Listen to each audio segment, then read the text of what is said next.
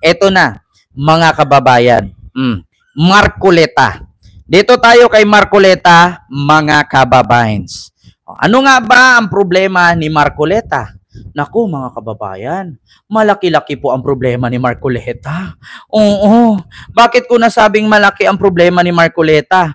Ito po, meron po akong ipapanood sa inyo, mga kababayan, ay marami pong Pilipino ngayon na actually, ito ha, mga kababayan, sino po ang nagbabayad ng kuryente dyan? Ngayong buwan na to, or last month, mga kababayan, Ma'am Richel SG and kay Ron Friends, hello po sir. Sino po ang mga nakaranas po na napakataas ng kuryente nung panahon, nung Abril, month of April at May, napakalaki po ng kuryente. Nagulat ako ng kuryente namin umabot ng 7.5. 1 month lang. Wala pa kami dito kasi andun kami Singapore. Nagulat ako, napakalaki po ng kuryente na binabayaran ko. Paki-comment po mga kababayan kung kayo din po ba ay nakaranas sa kuryente na biglang taas. Nakakatakot mukha ni Roque. Sino po? Paki-comment mga kababayan. Press 1 sa mga nagbayad na biglang taas. Ang kuryente. Double charge. 4.7 sa amin, sabi ni Ma'am Patricia. Di ba? Press 1 sa mga nakaranas po ng dubling singil. Dati ang binabayaran ko 3.5 to 5,000, ngayon naging 7.5. So ito mga kababayan, malaki po ang problema ni Marcoleta. Marcoleta, wag ka magalit sa akin. Kasi wag mong sabihin na kathang-isip lang ng mga Pilipino ito. Wag mong sabihin mo na naman wala sa mapa ang West Philippine Sea. Baka ibaliktad mo, wala sa mapa ang Meralco. Marcoleta, kung nanood ka sa akin ngayon, with all due respect, patunayan mo at itupad mo ang pangako mo. Huwag kang gumaya kay Alan Cayetano na 10,000 ayuda. Hindi na, wala ko natanggap. Ito, Marcoleta, meron akong video na ipapanood sa inyo na nagkakagulo ang isang consumer ng Meralco at ang maniningil.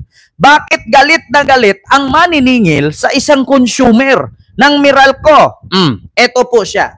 Mga kababayan, ipapanood ko sa inyo, kayo na lang pong bahala. Humusga. Marcoleta, wait lang, bakit may nakahubad? Ano po yun? Ma'am, bali sa Meralco po, ito po yung bills niyo for this month, ma'am. Kailangan niyo na pong magbayad pala, ma'am, para iwas putol po tayo, ma'am. Kuya, wala pa naman po palang 2K to eh. Wala pang 2K. Opo. Sa inyo na po ulit. Bakit, ma'am? Sabi kasi ni Marcoleta, pag walang 2K, libre na daw. Hindi ko namin inaanin, ma'am, kasi sa Meralco ko. Hindi. Singilin mo yan kay Marcoleta. Sige na. Kamatayan man tayo, di ko babayaran yan. Doon po kumukonsumo ng kuryente, 2,000 isang buwan pababa. Pwede na po nating ilibre yun. Patay ka, Marcoleta. Yun pong mga nagbabayad ng kuryente na kumukonsumo 2,000 pababa, pwede na po nating ilibre yun. Nako, Marcoleta, hahanapin naming mga Pilipino yan, yung pinapangako mo. Nako, Marcoleta, sinabi ko sa'yo, dudumugin ka talaga sa Senado. Maniwala ka sa akin, Marcoleta. Wag mong sabihin na naman yan na guni-guni lang ng Pilipino yan. Nangako ka, tuparin mo yan. Kapag bumaba sa 2,000 at hindi lumagpas, libre sa kuryente yan. Tuparin mo yan, Marcoleta. Magulat ka, pang-anim ka na senador, mga DDS. Ngayon ninyo sabihin, malaki ang problema ni Marcoleta ngayon sa Meralco. Paano ngayon kausapin ni Marcoleta ang Meralco na 2,000 pababa? Libre. Nako, Marcoleta, hahanapin ng taong bayan yan. Hindi mo naman ako pwede nitong kasuhan kay pinangako mo yan. Ako nag-react lang naman ako kasi ito napanood ko sa Facebook. Sabi mismo nung babae, ay kuya, hindi naman pala lumagpas 2,000 yan. Sa inyo na po yan, ibalik nyo yan. O magkamatayan man tayo, isingilin mo si Marcoleta dyan. Nako, Marcoleta. Oo, hindi ito paninira. Bagkus binitawan mo ito na salita. Alam mo naman na ang Pilipino, hinahanap yung mga Ano pangako. po yun? Ma'am, bali sa Meralco po, ito po yung bills niyo for this month, ma'am. At kailangan niyo na pong magbayad pala, ma'am, para ano po, iwas putol po tayo, ma'am. Kuya, wala pa naman po palang 2K to eh. Ha? Ano? Wala pang 2K. Opo, Sa inyo na po ulit. bakit, ma'am? Sabi kasi ni Marcoleta, pag walang 2K, libre na daw. Ay, hindi ko namin inaanin, ma'am, kasi sa Meralco ko Hindi. Singilin mo yan kay Marcoleta. Ha? Sige na. Ay, yun, ma'am. Kamatayan man tayo, di ko babayaran yan. Doon po kumukonsumo ng kuryente 2,000 isang buwan pababa. Pwede na po nating ilibre yun.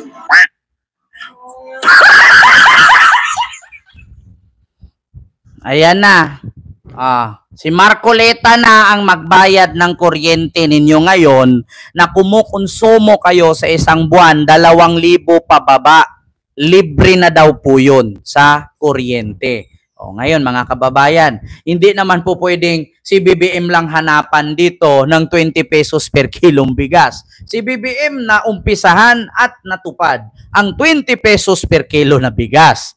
Si Marcoleta kaya, kailan umpisahan na ipapatupad ang 2,000 below na libre ang kuryente? Kung ikaw daw ay isang Pilipino na kumukonsumo ng 2,000 pesos pababa, libre ka na daw sa kuryente. Ang laki po ng problema ni Marcoleta ngayon, mga kababayan. Bakit? Hindi pa siya naupo sa Senado, ang Meralco, hinahabol na siya.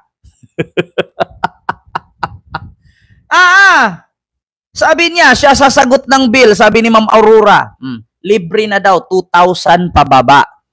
Nako, mga taga-probinsya, parang pasok na pasok kayo dito Number 6 sa balota. Number 6 sa Senado, Marcoleta, nangako, 2,000 pababa na kuryente ninyo sa isang buwan, libre. Ala, paktay kang bata ka. Nako, Marcoleta, hindi ko gawa-gawa ito wala akong kasalanan dito. Hindi ko alam ito Wala akong sinabi. Talagang grabing laki ng problema niyan. Sa totoo, kung siya ang magbayad, Marcoleta, ang problema lang kung may sakit na Alzheimer. Baka nga magkaroon ng Alzheimer bigla ito Maka nga. Ay, putang ina. Yung buong sahod mo dyan sa Senado, hindi. Kulang. Ilan ang consumer dito sa Pilipinas sa kuryente? Di puga na yan. NGCP, Meralco, si Marcoleta na po singilin ninyo Mga Pilipino, pinangako ni Marcoleta yan, kailangan to pa rin niya. Ngayon, pag nag-bill kayo ng kuryente 2,000 pababa, sabihin ninyo, i-credit nyo na po kay Marcoleta. Siya nagsabi, kapag ako binoto ninyo, yung mga customer o consumer ng kuryente ninyo na kumukonsumo kayo, 2,000 pababa, libre natin yan. Pinangako ni Marcoleta yan, kaya ka nga binoto number 6 ka sa Senado Kami naman ang maghahanap ngayon, Marcoleta. Kaya ka nga binoto ng tao, nangako ka Kapag DDS naghahanap ng 20 pesos per kilo na bigas, hinahanap ninyo. Nung lumabas ang 20 pesos per kilo ng bigas, sabi nyo, pagkaing baboy, hindi pang tao. Ngayon naman, ang hanap namin, nasaan si Marcoleta? Nanalo siya na, di ba? Libre ang 2,000. Electric consumption, 2,000 pababa, libre. Nako, malaking problema ito, mga kababayan. Oo, eto na, mga kababayan, sundan na natin dito. Eto na, sundan na natin. Hanapin ninyo si Marcoleta, mga kababayan. Pakiulit, paligid yan, sabi ni Marcoleta. Mabuhay si Marcoleta, mga iglesia, sana all. Nangako ka, Kent, maglaslas. Maglaslas talaga ako, nakauwi na sa digong. Oh, ako hindi ako katulad kay Marcoleta ha. Nangako ako, maglaslas ako pag nakauwi si Digong. Oh, binago ko nga ngayong katapusan sa June ni. Oh, June katapusan. Kung makauwi si Digong, putulin kong leeg ko. Pauwiin nyo muna. Alangan man maglaslas ako dito, hindi pa nakauwi, edi lugi ako. Ano ko, tanga? Hindi man ako DDS eh. Oh, DDS lang ang tanga na naniniwala na makauwi. DDS lang ang tanga na naniniwala paulit-ulit nire-raid ang bahay. Wala namang raid na naganap. Oh. Hindi ako DDS, kaya hindi ako maglaslas hanggat hindi nakauwi. Yeah? Eh, kung uuwi na patay, ba't ako maglaslas patay na? Kaya natural, iuwi. Alangan man ang ICC magpalibing yan. Alangan man ICC magpakrimit yan. Eh di, libre ng akain doon, libre ng hospital. Sila pa magpalibing. Aba, swerte naman. Ano pag mamayari ng Digong ang ICC? Oh, speaking of Digong, uuwi na daw. Maglaslas na daw ako.